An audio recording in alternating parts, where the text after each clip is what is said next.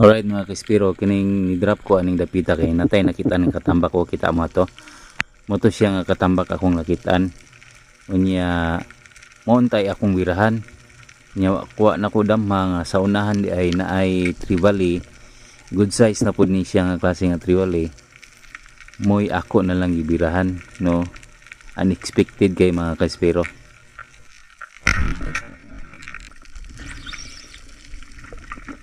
Ni siya sa 9 meters, so kining dapita lubog-lubog na yun kay mabaw-mabaw na mong ni siyang dapita.